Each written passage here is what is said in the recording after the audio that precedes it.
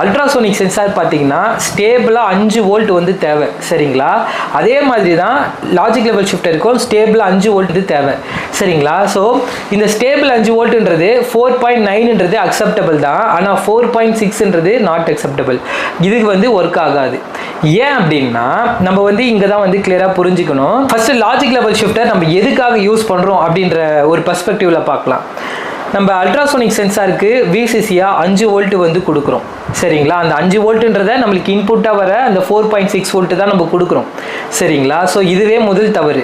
ரெண்டாவது தவறு என்னன்னு பார்த்தீங்கன்னா விசிசி 4.6 வோல்டேஜ் வந்து அல்ட்ராசோனிக் சென்சார் கொடுக்கறதுனால அல்ட்ராசோனிக் சென்சாரோட அவுட்புட்டை எக்கோ பின்லையும் இன்புட்டாக கொடுக்குற ட்ரிகர் பின்லையும் 5 வோல்ட் தான் அதுக்கு தேவைப்படும். அப்போ தான் அது எடுத்துக்கும், இல்லைனா அது எடுத்துக்காது.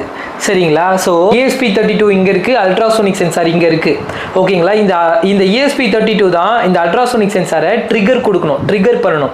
ஆனால் இதால் 3.3 வோல்ட் தான் கொடுக்க முடியும். ஆனால் இது ட்ரிகர் ஆகணும்னா 5 வோல்ட் வந்து தேவை.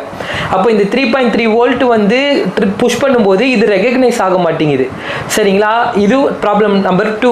ஓகேங்களா? ஸோ ப்ராப்ளம் நம்பர் 3 என்ன அப்படின்னா அல்ட்ராசோனிக் சென்சார் வந்து எக்கோவா 5 வோல்ட் வந்து திருப்பி கொடுக்கும். இந்த 5 வோல்ட்டை ESP32ல கொடுத்தோம் அப்படின்னா இது வந்து பர்ஸ்ட் ஆகிடும். அப்போ இதோட அவுட்புட்டை 3.3 வோல்ட்டாக கன்வெர்ட் பண்ணி இதுக்கு கொடுக்கணும்.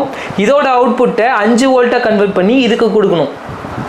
ஸோ இந்த மாதிரி ஹை பவரை லோ பவராக கன்வெர்ட் பண்ணுறதுக்கும் லோ பவரை ஹை பவராக கன்வெர்ட் பண்ணுறதுக்கும் தான் லாஜிக் லெவல் ஷிஃப்டர் வந்து பயன்படுது.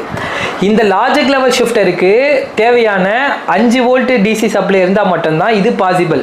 ஆனால் நம்மளுக்கு இங்கே 4.6 தான் வந்து லாஜிக் லெவல் ஷிஃப்டருக்கே கிடைக்குது.